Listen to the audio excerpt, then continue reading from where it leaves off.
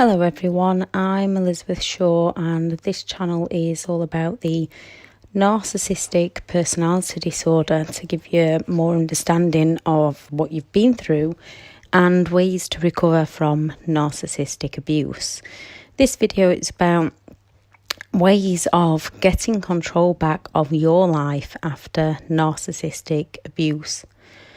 One of the hardest things to do within ourselves to overcome a narcissistic abusive relationship is to stop dwelling on the pain of our past, to enjoy our present and move into a much happier future. When we've given all our love, hopes, dreams, money, homes into a relationship for that person just to destroy it all, that devastating pain is a natural response. Those who've been through a narcissistic relationship, be it a partner or parents or friends, are not only left in a state of confusion trying to reclaim reality and work out what's truly happened to them, they also have to rebuild themselves back up from scratch. Some have to find new homes, find jobs. They have no friends, so they've got to start finding friends again. Their entire lives have to be rebuilt. And they're also left mentally and physically drained and completely heartbroken. We can also be left with the belief that they are our soulmate if they were our partner. If they're our parent, there's that guilty that they still need us. They need our help, and we think our partners still need our help, or ex-partners. We love them, yet at the same time they are cruel and heartless towards us. This is because a narcissist can play so nice and then be so soul-destroying towards us, causing our bodies to release chemicals that leave us trauma-bonded to them. We are weaning ourselves off the drugs that our bodies have released. With the many manipulation tactics from the narcissist, they use leaving us and believing it's our fault, the conflict within ourselves that no one can be that horrible for no reason. We must have done something wrong to cause that. It is not your fault. No one deserves to be treated this way. Now, when it comes to releasing yourself from that trauma bond, there is videos on this channel about the human needs and ways to build yourself positively to fill those human needs and become addicted to something else. Also, if you're going through no contact, whether you've been apart a few days, a few weeks or a few months, and you're really wanting to get in touch with them, one of the things you can do is write down all the negatives about the relationship with that person. Whenever you feel like getting in touch with them, have a look at those things that you've wrote down that are negative to stop yourself. If you're wanting to phone them up or confront them or ask them questions, don't do it. Write yourself a letter. Write those questions and answer them yourself, because a narcissist will not give you the true answers. You might question within yourself, but they can be so nice. Those on the cluster B personality disorder, narcissists, borderlines and histrionics have a disorder.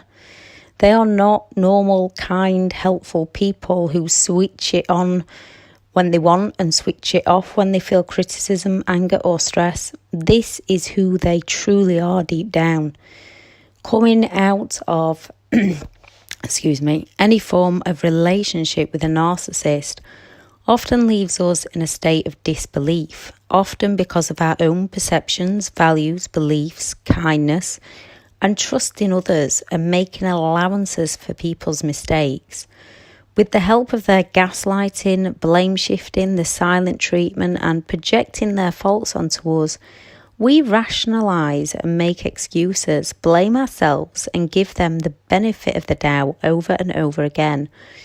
Or through fear of reactions, fear that no one will understand, fear that no one will help or believe us, and if you've been isolated, fear of being alone can also keep you trapped in the cycle of abuse. When we finally awaken from that trance, they put us under and finally break free for good, it can seem like a never-ending mountain to climb. We are drained emotionally, physically, and most often financially, often with the narcissist still playing games. Here are some top tips to practice daily. Even when you take a step or two back, get up and go again. You will find your inner happiness, your freedom, and a new life for you. Number 1, be patient and be kind to yourself. It takes time, work, and effort from within yourself. If you've slipped up and reacted to them or got in touch with them or had a knockback or they've done something or just a bad day, it's okay. These things happen. Deal with the emotions, process what's happened, and then move on from that moment. That is now in your past. Concentrate on your present moment.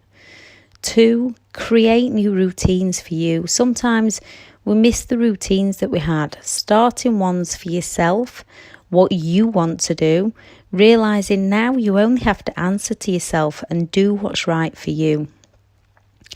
Number 3, release the toxic words, doubts, anything toxic the seeds that they've planted in your mind that have grown. When we've been around these people, they poison our minds. Then our subconscious starts to work against us. Journaling, talking with a trusted friend, support groups, coaches, psychologists, EMDR treatment, to release it all from your mind and then work on building your mind to think how you want to think. Look for the positives, no matter how big or how small. Keep finding those positives. Look for things to be grateful for. Keep achieving more. Number 4, accept and acknowledge the truth and then forgive yourself. You have to realise you were manipulated and duped by an extremely toxic person who just wanted to use your good qualities. They do not care for you. They just want to hurt you. Your forgiving, kind and generous traits were used against you. Being a good person is nothing to be ashamed of. Learning to say no will become a deal breaker with these kinds of people in the future. Now it's the time to put your good qualities. Now it's the time to put your caring side and your generous side into yourself and work on you. Number 5, boundaries. No contact or grey rock with negative people. There is videos on here of grey rock. Practice the art of saying no to things that you don't want to do. Don't accept things you don't think is normal behaviour.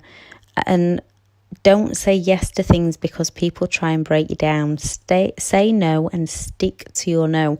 People that don't like your no's will walk away from you, and those people are not for you.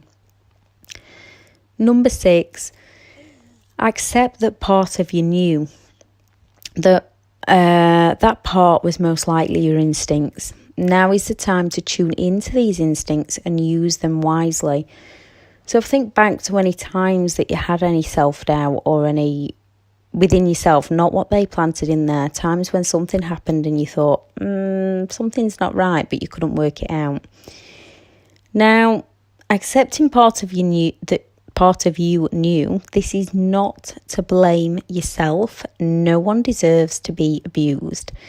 This is to take responsibility for the choices you made so that you can take action not to make those choices again. Perhaps at the beginning you thought something was off, but you didn't know what, or some things just didn't add up. This was your instinct trying to warn you. And when you tune into that, you can use it to work for you. Now, when you feel those instincts saying something, but you're not sure what, don't look for the answers. Don't make excuses. Go with that gut feeling and use it to work for you. Number 7, heal any old wounds or insecurities for you. Narcissists are predators who choose targets they know they will be able to take down. Any childhood insecurities, any old wounds, you need to work through those beliefs and those values and heal them right up so people can't use them against you anymore. Number 8, heal your inner child. Write a letter to your childhood self. Look at photos of you as a child. What scars did you carry and why? Tell your inner child that it is lovable and worthy. Think and write down the things that you loved doing as a child to find again who you truly are. Number 9, shift your focus. You will go through a period of time where you are drawn into the past. They will be running through your mind. The pull of that trauma bond. You might still need to work out some of your past, and that's absolutely normal. Set aside time to do so. Do not let it steal from your present moment in the present day. You are more aware of yourself and educated on life itself. Create new visions and new dreams for you. Take those steps to make these happen. The possibilities are endless, and you never know how far you can go until you start going. When you feel down, focus on how far you've come, even if it's just the fact that you've got out of the relationship. Changing one thing can change everything for you. Number 10, keep working on you. Keep listening to your inner voice. Throw out any negative self-talk things like no one will love me and I'm not good enough. This makes you prey to more manipulative people. Learn to create and love yourself for who you are. Learn to believe in you. Learn those instincts so that you can trust in yourself. Ask yourself to give yourself the truthful answers. Ask yourself, who am I? And if you don't know, ask yourself, who do I want to be? And keep going. You have a choice. How do I feel about saying yes? How do I feel about saying no? It's about putting yourself first, getting answers from you. So long as your intentions are good, there is no wrong way and no right way to live your life. So live it for you. Listen to those instincts. If things don't add up about someone, don't make excuses for those people. Those people are not for you. Number 11, abusive relationships. Leaving an abusive relationship, or if they're still playing games, this stresses our minds and bodies. It's time to move from the survival mode of fight and flight. Turn to digest the information and rest. Cold showers will help you with this, as you need to stimulate your vagus nerve. Singing, yoga, mediation, breathing in and out, deep and slow, laughter, humour is really a great medicine. Exercise, sleep on your right are a few ways to stimulate this nerve. You are not alone in this. You can and you will recover. Willpower, drive, determination, persistence and commitment to yourself will see you through this. Tell yourself, I can and you will. I believe in you. Believe in yourself too. Thank you for listening. Bye.